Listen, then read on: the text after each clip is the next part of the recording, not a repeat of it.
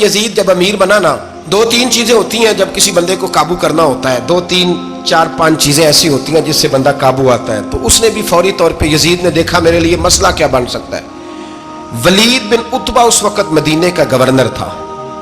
Yazid ने उसको खत लिखा कि अमीर अरब का रिवाज आज भी है कि जब तक नए खलीफा की बैत नहीं हो जाती पुराने के इंतकाल की खबर ही नहीं देते, उसको रखे रखते हैं। ये उनका तरीका है। वो कहते हैं कि वली अहद अच्छी तरह कब्जा कर ले फिर बताएंगे। हजरत अमीर माविया का विसाल हो गया, बताया नहीं। यजीद ने अब क्या किया, क्योंकि बड़ा चलाक आदमी था, बड़ा शातिर था, बड़ा तेज था, उसने वलीद को खत लिखा। कहने लगा कि फौरी तौर पे अब्दुल्ला इब्न अब्बास को बुलाओ और उससे कहो मेरी बैत करें। ये जो बैत होती थी ना, ये भी सुन ले क्या होती थी। ये बैत हलफ होता था कि मैं अल्लाह रसूल के नाम पे हलफ देता हूं कि मैं यजीद की इताअत करूंगा, मैं उसके खिलाफ कोई बगावत नहीं करूंगा। कोई ये बैत लोग समझते हैं कि बस हाथ पकड़ने का नाम बैत था। उस बैत का मुतबादल जमहूरी मुल्कों के अंदर वोट आया है। तो कहा बैत करें। हजरत अब्दुल्ला इब्न अब्बास को भी बुलाओ, अब्दुल्ला बिन जुबैर को भी बुलाओ, इमाम हुसैन को भी बुलाओ। इमाम हुसैन आधी रात के वक्त बैठे थे मस्जिद नबी में, चूंकि 5 नमाजों की आप इमामत करते। इमाम हुसैन नमाज पढ़ा के इशा की बैठे थे जनाब अब्दुल्ला बिन जुबैर। अब्दुल्ला बिन जुबैर कौन थे? ये नबी पाक सल्लल्लाहु अलैहि वसल्लम की पुप्पी पोते थे और जनाब सिद्दीक अकबर के नवासे थे हजरत अब्दुल्ला बिन जुबैर। और जनाब जुबैर बिन अवाम अशरा मुबशरा से अभी हैं, उनके बेटे थे। बहुत जीरक आदमी थे। ये भी इमाम हुसैन के पास बैठे थे। अब्दुल्ला इब्न अब्बास भी थे जो हुजूर के चचा के बेटे हैं, इस उम्मत के पहले मुफस्सिर हैं कुरान पाक। ये लोग बैठे थे। तो वलीद ने एक बंदा भेजा, उसने आके कहा जनाब आपको गवर्नर साहब ने बुलाया है। तो अब्दुल्ला बिन जुबैर कहने लगे हुसैन इस वक्त बुलाने की बात समझ में नहीं आई। तो इमाम हुसैन बड़े बसीरत वाले थे, अल्लाह ने बसीरत दी थी। कहने लगे अब्दुल्ला आपको समझ नहीं आई, मुझे समझ आ गई, अमीर माविया विसाल कर गए और ये हमें जो बुलाया गया है ना, ये यजीद की बैत के लिए बुलाया गया है। तो कहा फिर आप आधी रात को ना जाएं, आपके लिए खतरा होगा। तो इमाम हुसैन फरमाने लगे खतरा हुसैन को नहीं होता। नहीं, कहा फिर भी आप मेहरबानी करें जरा एहतियात से जाएं। तो जनाब अब्दुल्ला इब्न जुबैर ने, अब्दुल्ला इब्न अब्बास ने 14 बंदे नेज़े दे के, तलवारें दे के इमाम हुसैन के साथ भेजे और कहा कि इमाम हुसैन अगर उसने कोई गलत मलत बात की ना, जबरदस्ती बैत करने का कहा, तो आप बस कोई एक बात ऊंची आवाज में कर देना, ये सिपाही पीछे आ जाएंगे। इमाम हुसैन उन 14 बंदों को लेकर गवर्नर हाउस पहुंच गए। जब आप वहां पहुंचे उसने बताया, उसने कहा जी हजरत अमीर माविया इंतकाल कर गए और आपने यजीद की बैत करनी है। तो इमाम हुसैन फरमाने लगे मैं छुप के बैत नहीं करूंगा, मजमा लगाओ, जुमे वाले दिन ऐलान करो, जो तरीका है हजरत अबू बकर सिद्दीक का, जो तरीका है हजरत उमर फारूक का, जो अंदाज हजरत उस्मान गनी का है, जो मौला अली का है, सरेआम ऐलान करो। अगर सारी दुनिया यजीद की बैत करेगी तो मैं भी तैयार हूं। तुम मुझसे बैत लेके फिर लोगों को बताना चाहते हो कि हुसैन बैत हो कर रहे हैं, तो तुम क्यों नहीं कर रहे? मैं आम आदमी नहीं हूं, लिहाजा छुप के बैत नहीं करता। जब ये बात की ना तो वलीद बड़ा नरम दिल था और इमाम हुसैन की शान को जानता था। वो जानता था ये नबी पाक का खानदान है। उसने कहा जी मुझे तो हुक्म था, बाकी आप हुजूर के नवासे हैं, मैं कर कुछ। वहां एक बड़ा बदबख्त शख्स बैठा था, अब्दुल मलिक बिन मरवान। वो वलीद से कहने लगा कि अगर हुसैन आज तुम्हारे हाथ से निकल गए तो तुम्हारे लिए बहुत बड़ा मसला खड़ा हो जाए, इन्हें जाने ना देना, या बैत कराओ या इनसे कहो जंग के लिए तैयार हो। तो इमाम हुसैन रदी अल्लाह तआला अन्हु के कानों में आवाज गई तो फरमाने लगे इब्ने मरजाना, अगर तेरे अंदर जुर्रत है तो आ सामने हुसैन के, इसके कानों में बातें ना कर, काना फूसी ना कर, बाहर आ मैदान में, शरारत ना कर, बाहर आ, मैं तुम्हें अभी बताता हूं कि हुसैन से मुकाबला करने का अंजाम क्या है। यह कह के इमाम हुसैन बाहर निकले, अपने भाई मोहम्मद बिन अनफिया को बुलाया, अब्दुल्ला बिन जुबैर, अब्दुल्ला इब्न अब्बास, ढेर सारे लोग इकट्ठे हो गए। फरमाया ये मामला है, अब क्या करना है? तो वो कहने लगे हुजूर वक्त अभी मुनासिब नहीं है, आप इस तरह करें यहाँ रुके, हम मक्के से, इराक से, कूफे से लोगों को बुलाते हैं, यहाँ एक बड़ी मजलिस मुशावरत कायम करते हैं। इमाम हुसैन फरमाने लगे अगर तुम मुशावरत कायम करोगे तो वलीद और अब्दुल मलिक बिन मरवान वो तो जंग करने को तैयार है, और नबी पाक ने फरमाया एक मेंढा होगा जिसकी वजह से मदीने की गलियों में लहू बहेगा। फरमाने लगे मैं वो बकरा, वो मेंढा नहीं बनना चाहता। कहा फिर आप क्या करेंगे? तो इमाम हुसैन रो पड़े, फरमाने लगे मैं मदीना छोड़ जाऊंगा, लेकिन मदीने की हुर्मत पामाल नहीं होने दूंगा।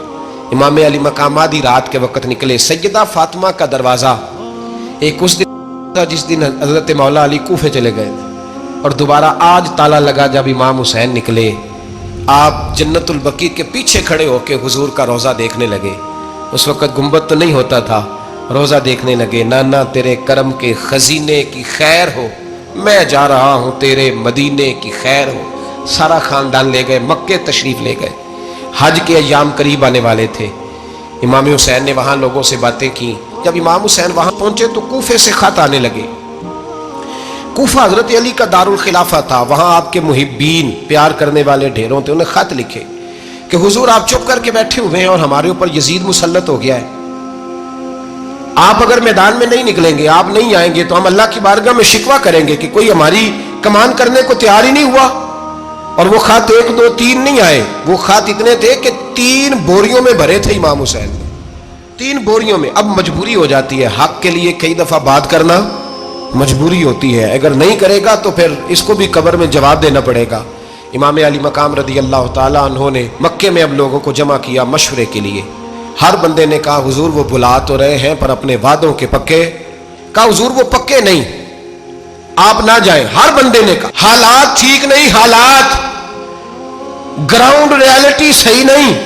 यही मशवरा आज भी हर बंदा देता है, अभी हालात नहीं। इतने खराब हालात कभी नहीं हुए थे जितने इमाम हुसैन के दौर में थे। लेकिन फरमाया मैं दीन के खिलाफ गलत हुक्मरान को मुसल्लत होने की इजाजत, बोल के बताइए, बोल के, गलत हुक्मरान को मुसल्लत होने की इजाजत मुजाहमत करूंगा, मुखालफत करूंगा। इमाम कहने लगे कोई बात नहीं, वो मेरे साथ चले ना चले लेकिन मैं कूफे जाऊंगा। वो लोग मेरे साथ खड़ा होने को तैयार है तो वो झूठ है या सच है पर मैं चलूंगा। जब इमाम अली मकाम ने इसरार फरमाया तो जो आपके करीबी सहाबा किराम की औलादें थी सारी, ये भी अब बीमारी है। कुछ लोग कहते हैं जी सहाबा नहीं साथ चले, तो मैं कहता हूँ अहले बैत नबूवत के तो कुल अफराद 21 थे, तो 72 में बाकी औलादें किसकी थी? वो सारी सहाबा की औलादें थी। वो सारे, पता नहीं क्यों इस तरह का फलसफा बयान किया जाता है जिसमें हालात खराब हो। हजरत सैयदना इमाम अली मकाम को जब बहुत ज्यादा कहा गया ना, तो इमाम हुसैन रदी अल्लाह ताला उन्होंने फरमाया चलो मैं एक काम करता हूँ, मुस्लिम बिन अकील को भेजता हूँ। हजरत अली के भतीजे हैं, इमाम हुसैन रदी अल्लाह ताला अन्हो के चचा के बेटे हैं हजरत अकील के साहिबजादे मुस्लिम बिन अकील। बड़े समझदार आदमी थे, मामला फहम थे, बड़े जर्री थे। इतना जबरदस्त मशवरा कम लोग देते हैं जितना हजरत मुस्लिम बिन अकील देते थे। उनको भेजा गया कूफे। अब उसमें बड़ी तफसील है, वो अपने 2 बच्चे भी ले गए। जब वो कूफे पहुंचे ना, तो कूफे पर जनाब नौमान बिन बशीर की हुकूमत थी। आप गवर्नर थे और अहले बैत से बड़ी अकीदत रखने वाले, नरम रवैया। उबैदुल्लाह इब्ने ज़ियाद कूफे का गवर्नर नहीं था, ये किसी और इलाके का था। जब आप वहां पहुंचे तो नौमान बिन बशीर ने देखा कि हजरत मुस्लिम बिन अकील आए हैं, तो लोग दौड़े उनकी बैत करने, भागे। इतने लोग जमा हुए कि एक दिन में 17,000 आदमी ने बैत कर ली। कितने बंदे जी? 17,000 आदमी एक दिन आया। अब वो जो इमाम मुस्लिम बिन अकील के वहां नारे लगाने वाले थे, कहने लगे हुजूर ये पहले दिन की कारकर्दगी है, 2-4 दिन में देखिए क्या होता है। 2-4 दिन में क्या हुआ? 40,000 आदमी ने बैत कर ली। अब वो 40,000 बंदा तैयार हो गया। इधर से जो यजीद के वफादार थे उन्होंने खत लिखा यजीद को कि तूने बड़ा नरम आदमी गवर्नर बनाया है और 40,000 बंदा चला गया हुसैन की तरफ। अगर एक आध दिन मुस्लिम बिन अकील और रहे तो जो तुम्हारा गवर्नर बैठे हैं ना जनाब नौमान बिन बशीर, उनको गवर्नर हाउस से निकाल के मुस्लिम बिन अकील कब्जा कर लेंगे। तू चुप करके बैठा है। यजीद बड़ा तेज था, उसने एक आदमी घोड़े पे दौड़ाया। उबैदुल्लाह इब्ने ज़ियाद एक और इलाके का गवर्नर था, पर बड़ा जालिम सा बदमाश था, बड़ा सख्त गिर आदमी था। उसको कहा कि तू पहले एक सूबे का गवर्नर है, जा तुझे दूसरा सूबा भी दिया। इस तरह कार फौरी तौर पे कूफे पहुंच और जाके मुस्लिम बिन अकील को गिरफ्तार कर, जो आदमी उनका साथ फिर भी दे उसे कत्ल कर दे। उसने क्या किया, वो आधी रात को आया, मुंह छुपाया, जुब्बा पहना, लोग समझे इमाम हुसैन आ गए। बहुत सारे लोगों ने उसके नारे भी लगाए। वो चुपके से दाखिल हुआ अंदर, और चुपके से दाखिल होकर उसने सबसे पहला काम यह किया कि नौमान बिन बशीर रदी अल्लाह अन्हु को माजूल किया, कूफे के गवर्नर हाउस पे कब्जा किया। फिर उसने उसी वक्त सोए हुए सरकर्दा लोग, जिस तरह एक गांव का चौधरी दूसरे का मोहल्ले में कबीलों के जो लोग थे चौधरियों को बुलाया, कुछ को सजाएं दी, कुछ को सख्त कहा, कुछ को उनके ऐब गिनवाए कि वो तुम्हारा फलाना मसला फिर खराब कर दूंगा, ब्लैकमेल किया। सुबह होने तक हालात अगर तुमने मेरे काबू में ना किए तो याद रखना बड़ा मुश्किल होता है हक पे खड़ा होना। बड़ी चीजें लोगों को याद आती है, अल्लाह जानता है। पहले कुछ होता है, बाद में मामला कुछ होता है। हजरत मुस्लिम बिन अकील के साथ جس دن عبیداللہ ابن زیاد آیا 40,000 کا لشکر تھا. اگلے دن صبح ہوئی، اگلے دن تو یہ حال ہو گیا کہ آپ جب کوفے کی جامع مسجد میں ظہر کی نماز کے لیے گئے تو 5-7 ہزار آدمی نماز پڑھنے آیا.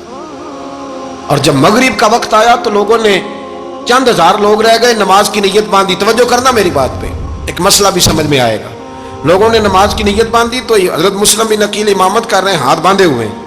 تو بہت سارے لوگوں نے پیچھے ہاتھ چھوڑ دیے. ایک بندے نے دوسرے سے پوچھا وہ ہاتھ کیوں نہیں باندھتے؟ کہنے لگے اگر عبیداللہ ابن زیاد کے کسی بندے نے دیکھ لیا نا تو ہم اسے کہیں گے ہم تو نماز پڑھ ہی نہیں رہے تھے، ویسے ہی کھڑے تھے، ہاتھ ہی نہیں باندھے سرے سے. جب نماز کی امامت باندھی تو 10-11 صفیں تھیں. جب مسلم بن عقیل رضی اللہ تعالیٰ عنہ نے سلام پھیرا تو پیچھے بندہ ہی کوئی نہیں تھا. حضرت مسلم بن عقیل کو گرفتار کیا گیا. عرب کا رواج تھا دشمن کو سخت سزا دیں تاکہ باعث عبرت بنے. بہت اونچا مینار تھا کوفے کا، گورنر ہاؤس کا، اوپر لے جا کے جناب مسلم بن عقیل کو زمین پہ گرایا گیا. اور جب وہ شہید ہو گئے تو شہید ہونے سے ایک رات پہلے وہ خط لکھ چکے تھے امام حسین کو کہ آپ آ جائیں، حالات بڑے اچھے ہیں. خط ملا تو امام حسین مکے سے کوفے کی جانب چل پڑے. امام علی مقام رضی اللہ تعالیٰ عنہ جب چل پڑے تشریف لا رہے تھے تو رستے میں فرزق شاعر ملا، بڑا محب اہل بیت تھا. رستے میں ملاقات ہوئی. اللہ اکبر. حضرت مسلم بن عقیل جب گرایا شہید ہو گئے تو پھر اس نے اس طرح کیا کہ آپ کی لاش کو لٹکا دیا چوک میں. لوگ دیکھتے تھے تو عورتیں بچوں کہتی تھی تو نے باہر نہیں نکلنا، ہم نے نہیں امام حسین کے ساتھ چلنا، بس بڑا خوف ہے، کوئی بندہ نہ باہر نکلے، کوئی نہیں ضرورت ہمیں، حالات بہتر ہوگی تو دیکھی جائے. آج کتنے لوگ ہیں، کتنی دیگیں پکی، کتنی نیازیں بٹی، کیا کچھ ہوا.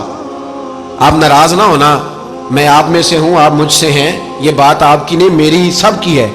آج بھی اگر امام حسین کے نام پہ جان دینے کی باری آئے گی تو دیگیں رہ جائیں گی.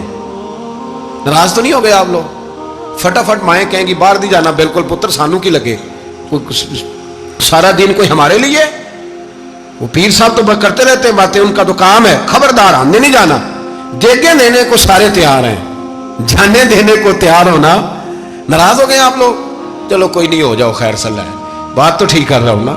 حضرت امام حسین رضی اللہ تعالیٰ عنہ نے فرزق شاعر رستے میں ملا تو امام حسین کو کہنے لگا کہاں جا رہے ہیں؟ فرمایا میں کوفے جا رہا ہوں. کہنے لگا حضور نہ جائیے گا، لوگوں کے دل آپ کے ساتھ ہیں، تلواریں آپ کے ساتھ نہیں. سیدنا امام حسین رضی اللہ تعالیٰ عنہ کو آ کے کہا حضور وہ سارے کوفے والے مانتے ہیں کہ بات حسین کی ٹھیک ہے لیکن آپ کی سپورٹ نہیں کریں گے. اور اگلی بات فرزق نے یہ کی کہ حضور میں حضرت مسلم بن عقیل کی لاش کو لٹکی ہوئی دیکھ کے آیا ہوں کوفے کے چوک میں. بڑا ہی خوبصورت فکرہ ہے امام حسین کا. فرمانے لگے میرا بھائی لٹکا ہوا تھا، کہیں کسی کے آگے جھکا تو نہیں تھا؟ لٹکا ہی تھا نا، کہیں جھکا تو نہیں کسی کے آگے؟ کہا حضور نہیں. تو آپ فرمانے لگے اگر مسلم بن عقیل لٹک گیا تو حسین بھی لٹک جائے گا لیکن جھکے گا. حضرت امام حسین تشریف لائے، بچوں سمیت آئے. حر بن یزید ایک شخص تھا. حر بن یزید ایک مختصر سا لشکر لے کے اس نے امام حسین کو ایک جگہ پہ روکا، پھر دوسری جگہ پہ روکا، بالآخر تیسری جگہ پہ روکا. تو امام حسین نے فرمایا جگہ کون سی ہے؟ کہا حضور کرب و بلا. فرمایا بس یہی خیمے لگا دو، یہی. حضرت سیدہ زینب نے پوچھا امام حسین سے کہ سارے زمانے نے روکا ہے، ٹھیک ہے آپ حق پہ ہیں، یہ بھی سب نے کہا آپ حق پہ ہیں، پر روکا بھی سب نے، آپ روکے کیوں نہیں؟ تو ابن کثیر اور ابن اسیر لکھتے ہیں امام حسین رو پڑے. کہنے لگے بہن میں رک جاتا پر میں نے رات کو نانا مصطفیٰ کو خواب میں دیکھا ہے. تو حضور نے فرمایا حسین اگر آج یہ رواج پڑ گیا نا یزید جیسے لوگوں کا تو قیامت تک پڑا رہے گا. پھر لوگ کہیں گے کوئی نکلا نہیں تھا تو ہمیں بھی نکلنا. پھر لوگ ظالموں کے سامنے گردنیں جھکانے کے عادی ہو جائیں. میں کہتا رہتا ہوں، کہہ رہا ہوں، کربلا کی جنگ کفر اسلام کی جنگ نہیں، کفر اسلام کی جنگ نہیں کربلا کی. کیونکہ یزید تو بڑا پکا نمازی تھا، خطبہ دیتا تھا. وہ تو جب امام حسین رضی اللہ تعالیٰ عنہ نے کربلا کے میدان میں جمعے کا دن تھا تو یزید کے سامنے کو بات کرنی شروع کی عمر بن سعد کے سامنے. تو عمر بن سعد کہنے لگا حسین زیادہ باتیں نہ کر، ہمارا جمعہ لیٹ ہو رہا ہے، جنگ کے لیے تیار ہو، فٹافٹ آ. اہل بیت نبوت کو قتل کریں گے اور قتل کے بعد پھر نماز پڑھیں گے اور پھر کہیں گے اللہم صلی علی محمد وعلی آل محمد، اسی نماز میں پھر درود بھی پڑھیں گے. یہ کیسا مرتبہ ہے، کیسا انداز ہے. دوستی قاتل سے بھی، مقتول سے یارانہ بھی. امام حسین نے حر بن یزید امام حسین سے کہنے لگا مجھے حکم ہے آپ کو روکنے کا، آپ آگے نہیں جا سکتے. امام صاحب نے فرمایا وجہ زمین اللہ کی ہے. اس نے کہا آپ بیعت نہیں کر رہے, یزید کی حالات آپ کے حق میں درست نہیں ہیں, آپ نہیں جائیں گے. امام روک گئے. ظہر کی نماز کا وقت ہوا تو حضرت علی اکبر امام حسین کے بڑے صاحبزادے, انہوں نے اذان ظہر پڑھی تو اور بن یزید کے لشکر نے امام حسین کے پیچھے نماز ادا کی. کہا بھئی تم مقابلے میں آئے ہو, نماز پیچھے پڑھتے ہو. کہا حضور مقابلہ تو تلواروں سے کر رہے ہیں, پر ہمارا دل تو مانتا ہے نا کہ مصطفیٰ کا نواسہ بڑی شان والا ہے. حر بن یزید نے 3 نمازیں لشکر سمیت امام حسین کے پیچھے پڑھی ہیں, 3 نمازیں, ظہر اثر اور مغرب. پھر امام حسین کے سامنے شرائط پیش کی کہ آپ کو یہاں گھیر لیا گیا ہے, یہاں آپ بیعت کریں گے, یہاں آپ جنگ کریں گے, 2 ہی باتیں. امام حسین نے فرمایا نہیں بھائی بیعت تو میں نہیں کرتا, اس کے علاوہ تم جو کہتے ہو میں کرنے کو تیار ہوں. اس نے خط لکھا. عبید اللہ ابن زیاد کو ایک بندہ دوڑایا پیچھے کوفے, چند میل پہ کوفہ تھا. کہا وہ نہیں مان رہے, کیا کرنا ہے؟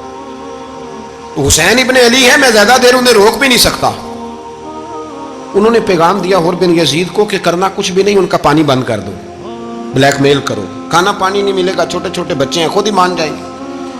حضرت امام علی مقام کے بارے میں حر کے پاس جب یہ پیغام آیا تو حر کہنے لگا میری طبیعت نہیں مانتی حسین پر پانی بند کروں, دل نہیں مانتا. جب یہ لفظ کہے نا دوبارہ تو پھر عبید اللہ ابن زیاد نے عمر بن سعد کو 10,000 آدمی دے کے بھیجا.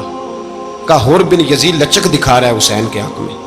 ایک رے کا علاقہ تھا, بڑی وہاں فصل ہوتی تھی, لوگ کوشش کرتے تھے وہاں کا گورنر بننے کی کوشش کرتے تھے. تو عبید اللہ ابن زیاد کہنے لگا تمہیں رے کی گورنری ملے گی, سب سے سرسبز و شاداب علاقہ, تمہیں وہاں کا گورنر بنایا جائے گا اگر حسین کے خلاف لڑو گے. یہ اتنی زبردست ہوتی ہیں گورنریاں کہ گورنریوں کے لیے لوگ نسل رسول کے خلاف بھی نکل آتے ہیں. یہ اتنی تگڑی ہوتی ہیں, اتنی جلدی وفاداریاں بدلتی ہیں. وقت اتنا نہیں کہ میں مزید تفصیل میں جاؤں. امام حسین کو روک لیا گیا, عمر بن سعد نے روک لیا. 1 محرم کو امام آئے, 7 محرم تا روکا گیا, 7 محرم کو پانی بند کر دیا. جانور پانی پیتے تھے, گھوڑے پیتے تھے, کتے پیتے تھے, لیکن مصطفیٰ کے گھرانے کو پانی پینے کی اجازت.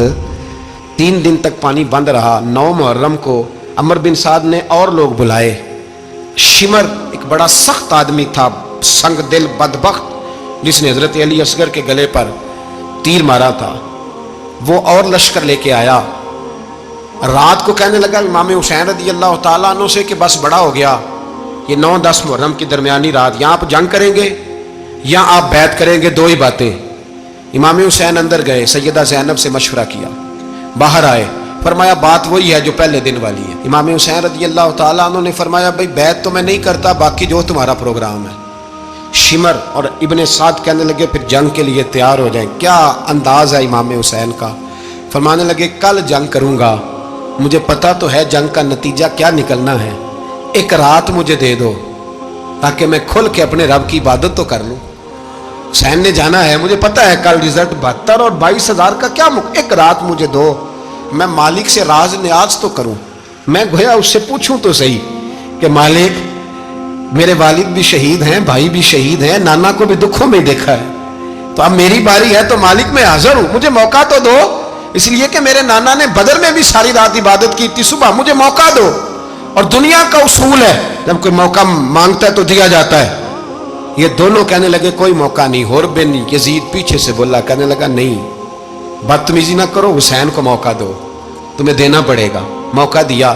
حر بن یزید نے پھر منت کی, کہا حضور آپ مہربانی کرے مان جائیں. فرمایا ماننے والا کھاتا کوئی نہیں. یہ بڑا مشکل کام ہے بھائی, ضمیر کا سودا اب تو عام ہو گیا, بازار لگتے ہیں, ریٹ لگتے ہیں, اپنی اپنی چاہتوں پہ لوگوں نے اپنے اپنے انداز سجائے ہوئے.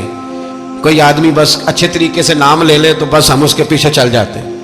اب تو عام ہو گیا یہ معاملہ. امام حسین نے فرمایا ہو ہی نہیں سکتا, ممکن ہی نہیں ہے. ساری رات عبادت میں گزری, ریاضت میں گزری. تہجد کا وقت ہوا تو گھر والوں کو بلایا, فرمایا دیکھنا تمہاری سی کی آواز نہ باہر آئے, خبردار سی کی آواز نہ آئے. اور امام زین العابدین سے فرمایا تو بیمار ہے, تو جہاد نہیں کرے گا, لیکن خیال رکھنا پیچھے. اور بڑی قیمتی بات بتا رہا ہوں, ہماری بیویاں کسی کے گھر میت ہو جائے تو 4 دن بخار نہیں اترتا. امام علی مقام نے سیدہ زینب سے فرمایا تو بڑی ہے, میری بہن ہے, پیچھے سارے بچے ہیں, جوان ہیں, ان کے حوصلے تیری ذمہ داری ہیں. صبح جنگ کا طبل بجنے لگا, فجر کی نماز پڑھی, سورج چڑھا, 10 मुहर्रम का दिन जुमे का वक्त जनाब सैयदना इमाम हुसैन रदी अल्लाह ताला अन्हु ने रेत पर सजदे किए, लंबे सजदे, लंबी नमाज। सूरत शम्स की आयात दूसरी रकत में पढ़ी तो सारा करबला गूंजने लगा। क्या अंदाज़े तकल्लुम था इमाम अली मकाम का। नमाज मुकम्मल हुई तो होर बिन यजीद, अमर बिन साद और शिमर से कहने लगे वाकई हुसैन से लड़ोगे? पता नहीं कौन है। कुल्ला सालुकुम अलैहि अजरन, तुमने नहीं पढ़ा? इल्लल मवद्दत फिल कुर्बा, तुम्हारी आंखें बंद है। अल हसन वल हुसैन सय्यदुश शबाब अहले जन्नह, तुम्हें नहीं पता? कहने लगा चुप कर, हुकूमत नजर आ रही है। और बिन यजीद कहने लगे फिर मेरा भी फैसला सुनो, मुझे हुकूमत नहीं चाहिए, मुझे जन्नत चाहिए। हुकूमत नहीं चाहिए। इमाम हुसैन की पहली फतह देखें, और बिन यजीद एड़ी लगा के ना यजीद के लश्कर से निकल के इमाम हुसैन के लश्कर में शामिल हो गया। और पहला शख्स जिसने इमाम हुसैन को रोका, इमाम हुसैन के नाम पर पहला सर भी इसी शख्स ने कटाया है। लेकिन यजीद की कब्र पे लानत भी कोई नहीं बरसाता। उसका महल था बहुत बड़ा, लेकिन जब लोग करबला में इमाम हुसैन को सलाम करने जाते हैं तो कदमों में होर बिन यजीद का मज़ार भी बना हुआ है, उसको भी सलामी दी जाती है। और अब हम अकेला होर बिन यजीद नहीं कहते, हम कहते हैं होर बिन यजीद रदी अल्लाह ताला। अब हम इतनी ताजीम करते हैं उस होर की। जनाबे इमाम हुसैन को मैदान में खड़ा किया गया, जिहाद का तबल बजा, पहले खुद्दाम आए। और सुन लो, आज वो पता नहीं बाजारी से लोग चढ़ गए स्टेजों पे, बाजारी से, ना चेहरे पे दाढ़ी है, ना सर पे कोई कपड़ा है, बाजारी लोग हैं, भाग रहे हैं, बाजू चढ़ाए हुए हैं, बटन खोले हुए, तमाशा बना दिया। सुनने वालों का भी अल्लाह ही हाफिज है। वो स्टेज पे अहले बैत की शान बयान करता है, भाग के उधर जाता है। ये कोई तरीका है? सुनने वालों का भी अजीब अंदाज है, हर बंदे को सुनने बैठ जाते हैं। दीन मुहज्जब है, तहजीब वाला है, दलाइल रखता है, दीन वकार रखता है, ऐसे लोग अब दीन बयान करेंगे। हजरत सैयदना इमाम हुसैन रज़ी अल्लाह ताला अन्हु सुबह जब जिहाद का वक्त आया, पता है कौन कौन थे करबला में? इमाम हुसैन के साथ इमाम हुसैन के 4 भाई थे करबला में। कितने? बोल के बताएं। हजरत अली के 4 बेटे, अब्बास बिन अली, जिनको हजरत अब्बास कहा जाता है ना, अलमदार, ये हजरत अली की दूसरी ज़ौजा में से। अब्बास बिन अली भी थे और अबू बकर बिन अली भी थे, उमर बिन अली भी थे, उस्मान बिन, ये हजरत अली के बच्चों के नाम है। ये आपके शहजादे इमाम हुसैन के साथ शहीद हुए। इनका नाम सिर्फ इसलिए नहीं लिया जाता कि इनका नाम खुलाफाए सलासा के नाम पे, हजरत अली ने अपने यारों के नाम पे रखा है, तो तुमने करबला के मैदान से खारिज कर दिया।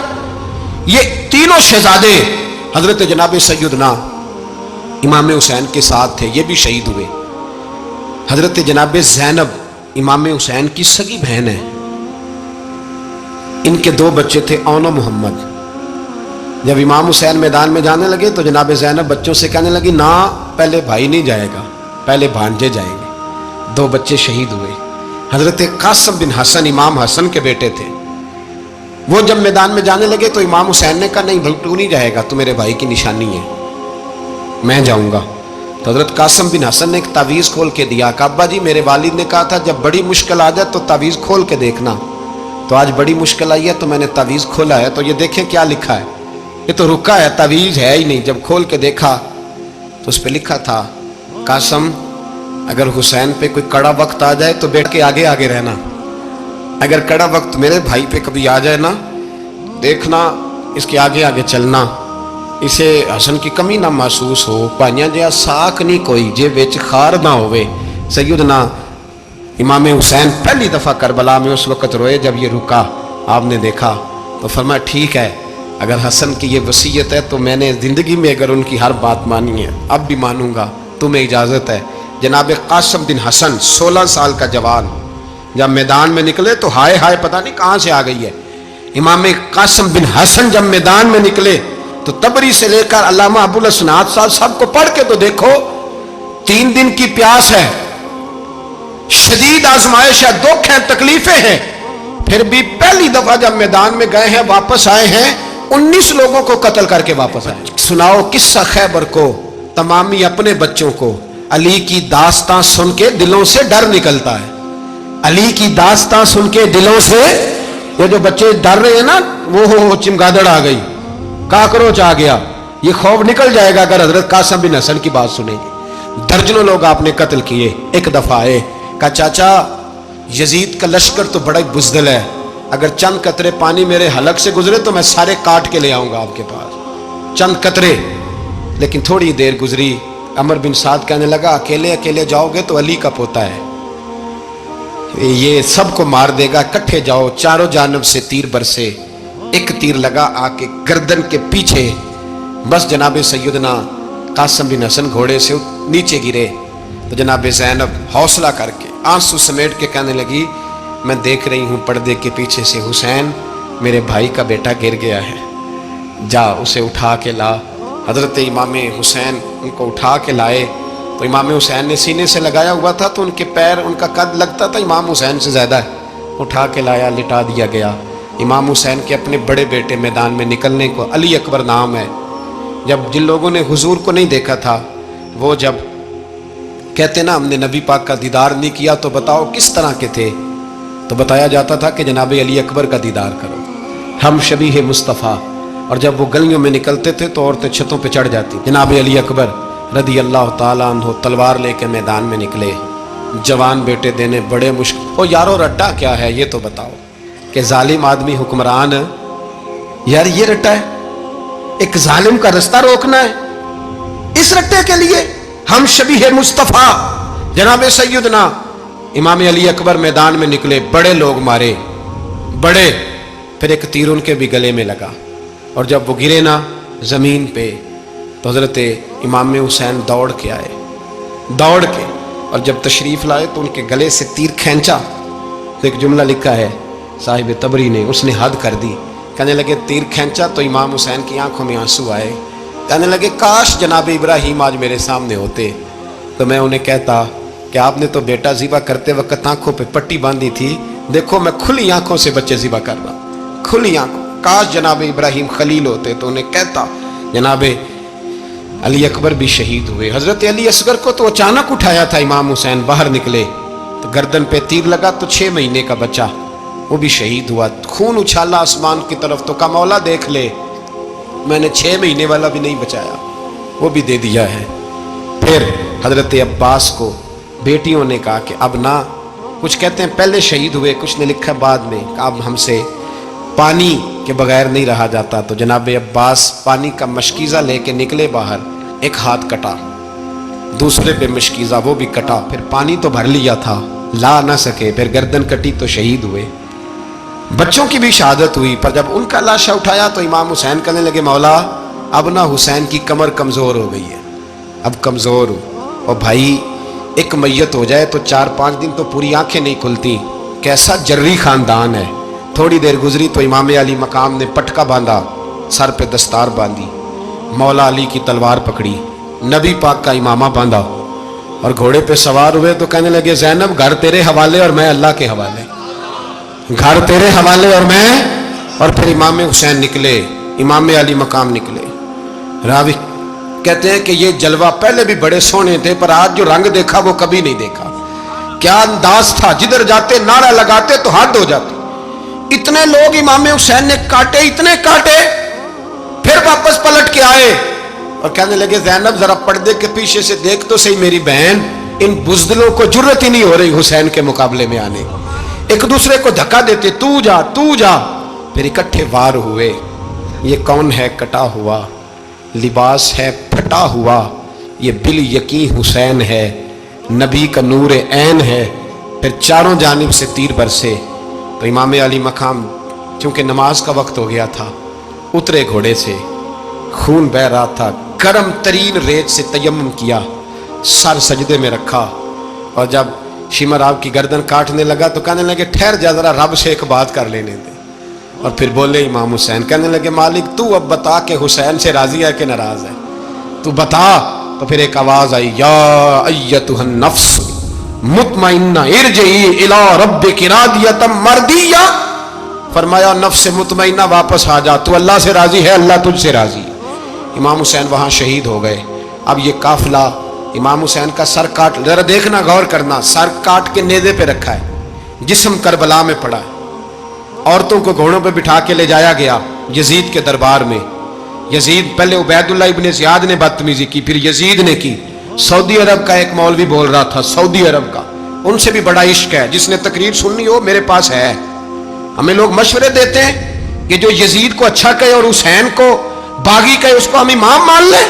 اس بے شرم بے حیا کو جو نبی پاک کے گھرانے کے بارے میں بکے اسے امام. سعودی عرب میں مسجد نبی میں درس دینے والا جس نے تقریر سننی ہو میرے پاس ہے.